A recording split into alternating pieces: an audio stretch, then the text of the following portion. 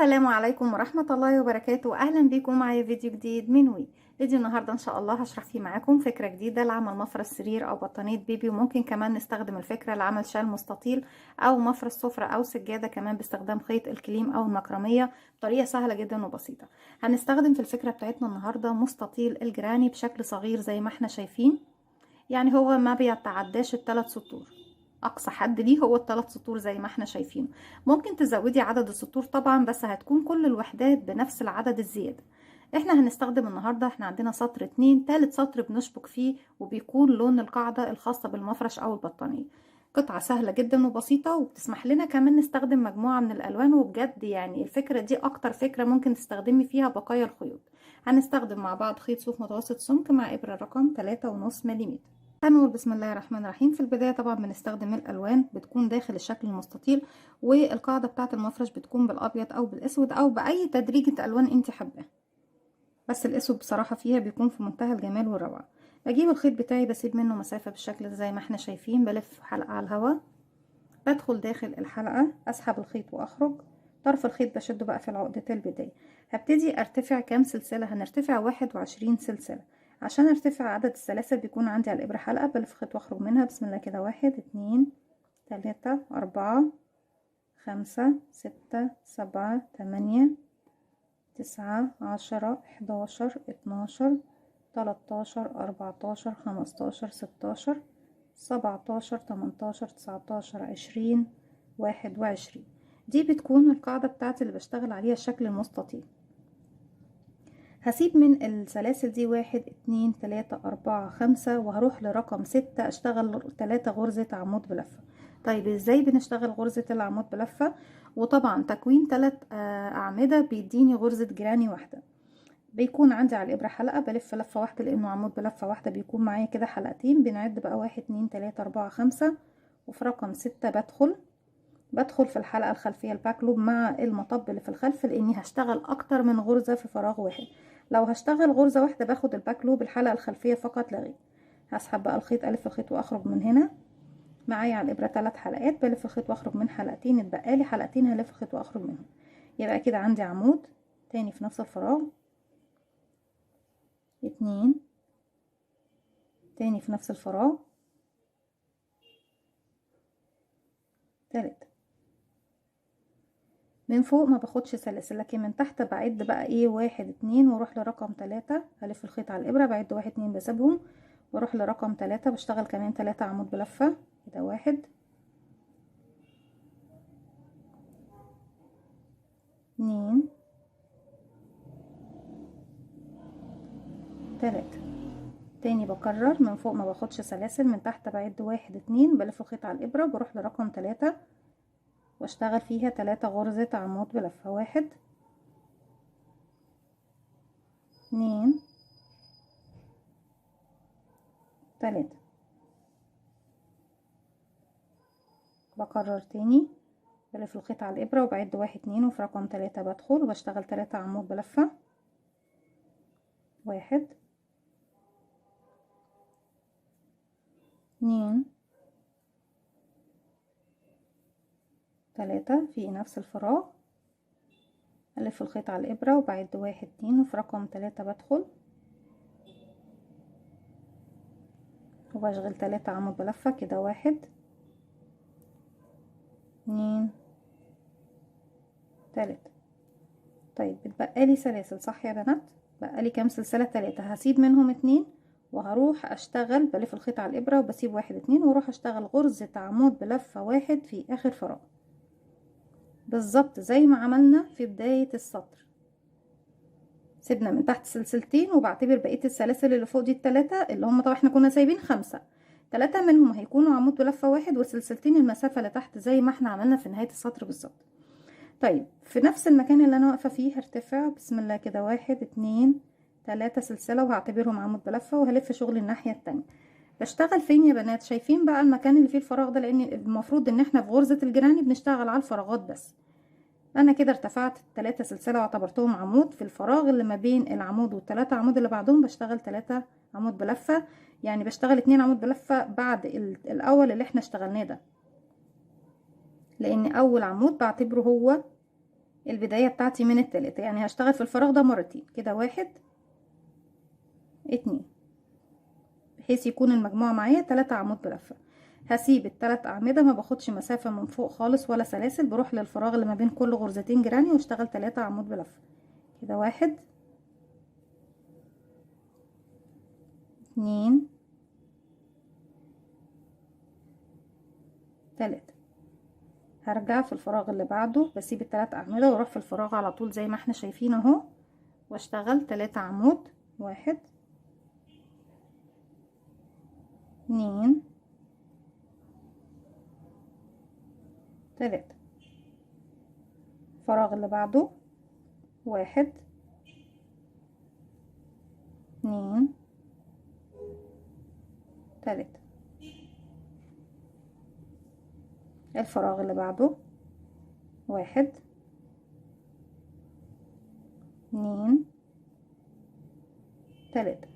طيب يا بنات، وصلنا للفراغ الأخير، لكن الفراغ الأخير عندي هنا هو الدوران اللي احنا شايفينه دوت، كان فيه السلاسل بتاعتي في البداية. هنشتغل فيه ايه دوت بقى؟ هنشتغل فيه مرتين، سوري عفوا 3 مرات. هنشتغل فيه 3 عمود 3 سلسلة، 3 عمود 3 سلسلة، 3 عمود في نفس الفراغ. يعني هدخل دلوقتي فوق السلاسل دي، هشتغل 3 عمود، 1 2 3. ده اول مرة هنشتغلها، بعدهم 3 سلاسل، 1 2 3. احنا كده اشتغلنا في الجهة دي، المفروض نشتغل في الجزء اللي فوق، يبقى 3 عمود كمان، 1 2 3. احنا كده ايه، بصوا يا بنات، انا عندي اشتغلت هنا مرة 3 سلاسل، مرة بالشكل دوت في نفس السلاسل هي بس هنبص نلاقي نفسينا جينا للجزء العلوي، بعديهم 3 سلاسل، 1 2 3. بلاقي نفسي اللفة بتاعتي جات لي كده، هشتغل خلاص في الجنب ده كمان في نفس الفراغ 3 غرزة عمود بلفة، 1 2 3. اصبح كده احنا اشتغلنا الزاوية بتاعتنا. انا عندي هنا زاوية وهنا زاوية زي ما احنا شايفين، كوناهم من ايه، من السلاسل بتاعتنا، اشتغلنا فيها 3 مرات. اول مرة 3 عمود بعديهم 3 سلاسل، بعد كده تاني مرة 3 عمود بعديهم 3 سلاسل، تالت مرة 3 عمود مفيش بعديهم اي سلاسل. بروح مباشرة بقى اشتغل في الفراغ اللي احنا ايه كنا شغالين فيه، الجهة المقابلة. يعني هو نفس، بصوا الفراغ اشتغلت الناحية دي، الناحية دي هو بردك في نفس الفراغ، بشتغل على السلاسل بتاعته 3 عمود بلفة، 1 2 3. مفيش سلاسل من فوق خالص يا بنات. الفراغ اللي بعده 1 2 3. الفراغ اللي بعده 1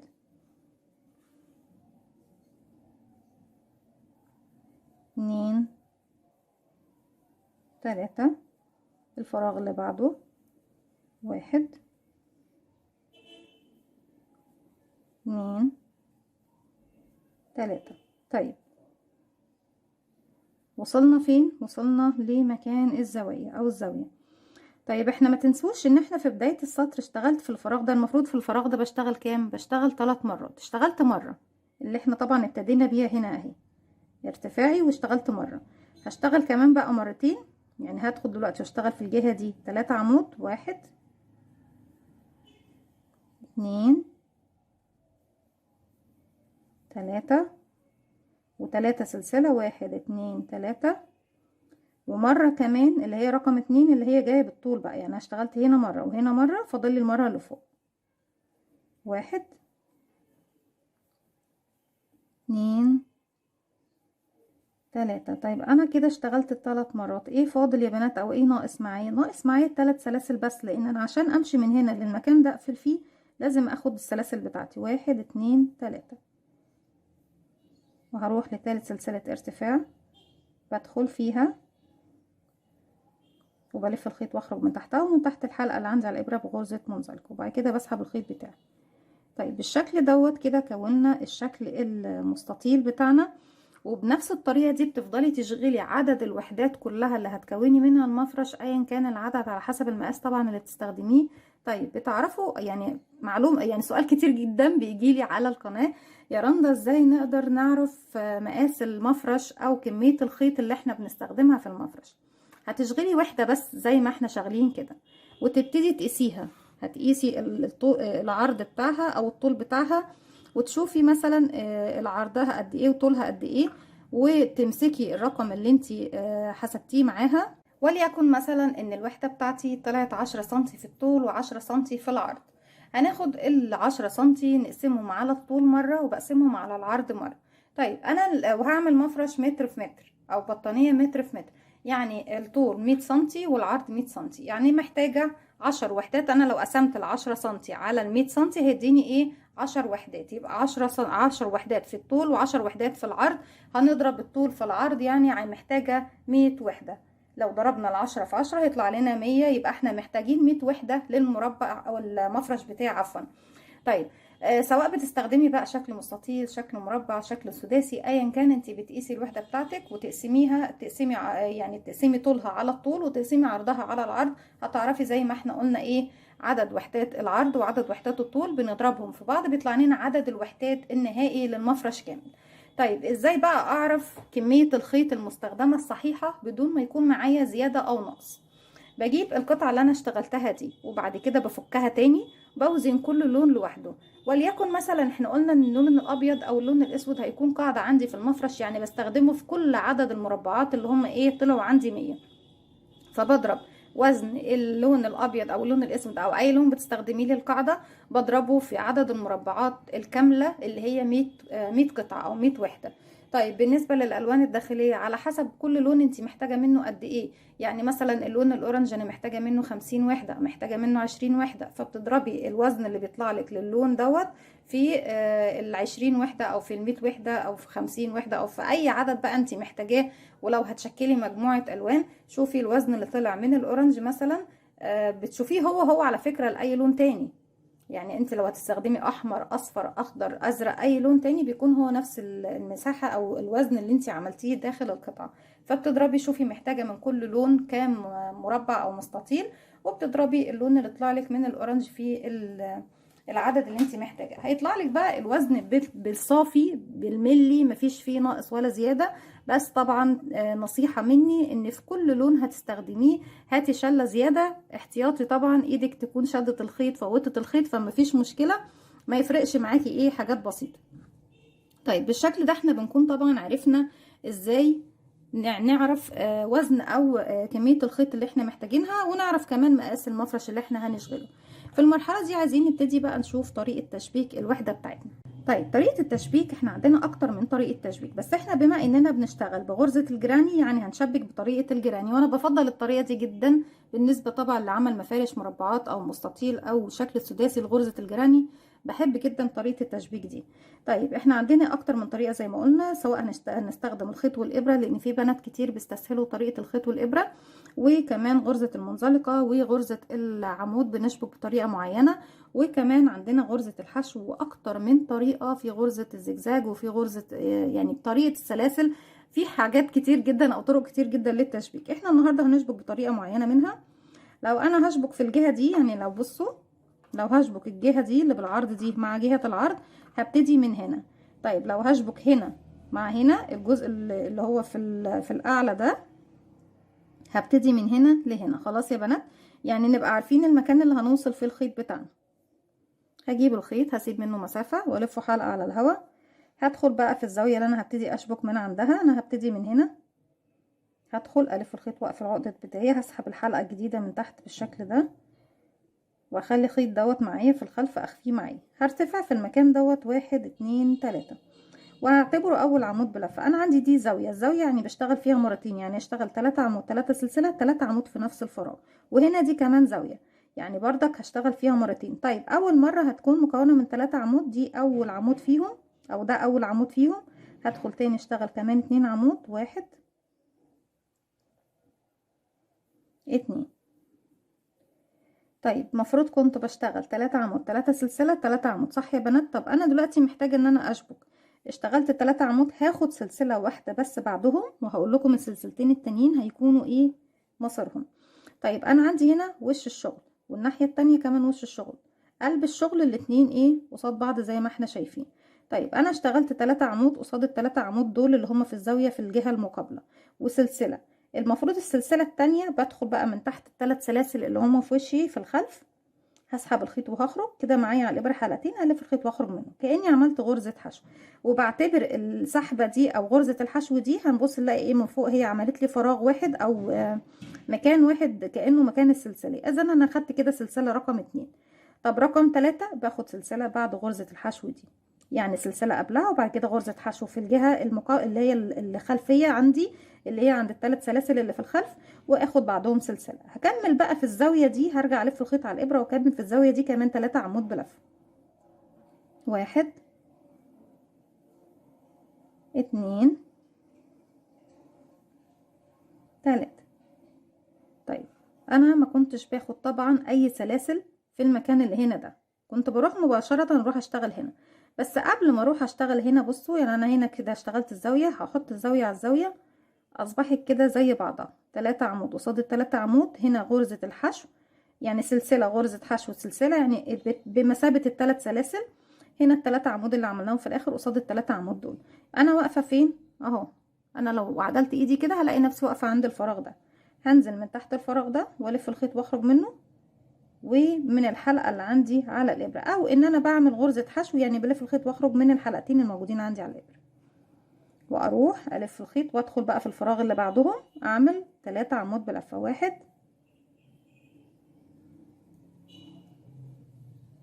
2 3.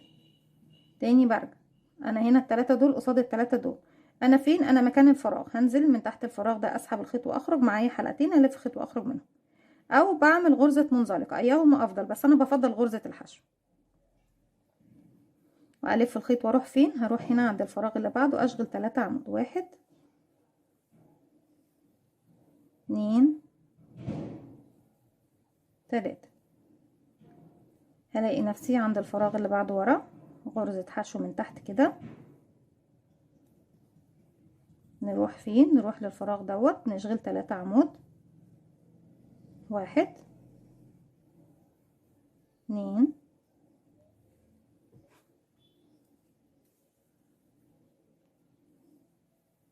3. انا فين؟ انا اهو. بصوا يا بنات، لو حطيت الشغل على بعضه بلاقي نفسي في المكان اللي انا عايزه اروح اشتغل فيه مباشره. غرزه حشو،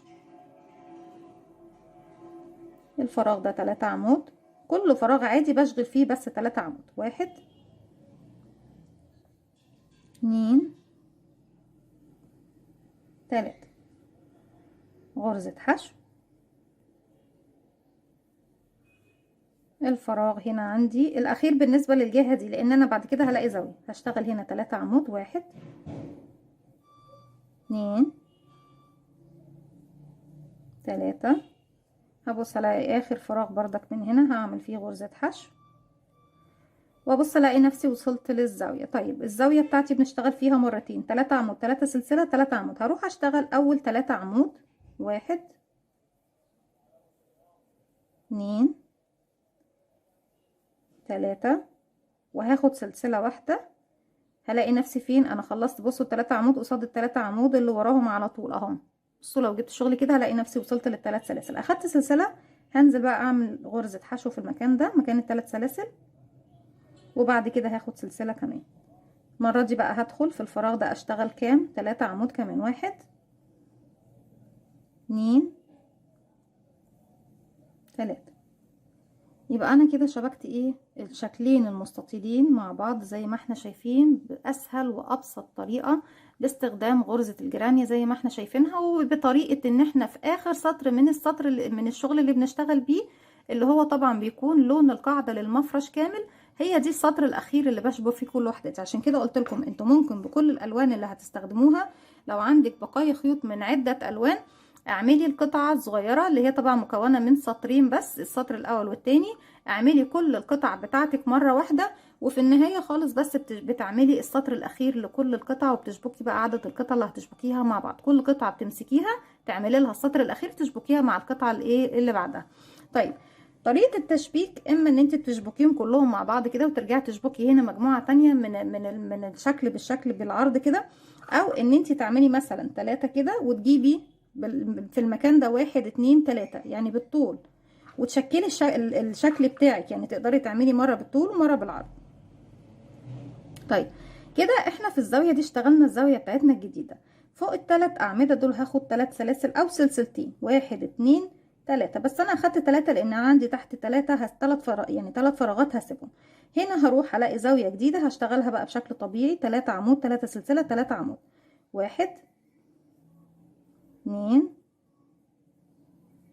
3 و3 سلسلة، 1 2 3، وتاني في نفس الفراغ هشتغل 3 عمود بلفة، 1 2 3، عفوا. طيب انا لو عندي في الجهة دي اي بردك وحدة هشبكها، هشبك بنفس الطريقة اللي شبكنا بيها هنا. ما عنديش خلاص يبقى هكمل بقى بشكل طبيعي زي ما احنا ماشيين، ما باخدش سلاسل خالص بدون تشبيك. يعني في التشبيك انا بعمل غرزة الحشو وكأنها سلسلة، بس انا ما باخدش سلاسل برضه. وهنا ما باخدش سلاسل خالص، بروح بقى لكل فراغ بشتغل 3 عمود بلفة كده، 1 2 3، وهكذا 3 عمود 3 عمود 3 عمود 3 عمود.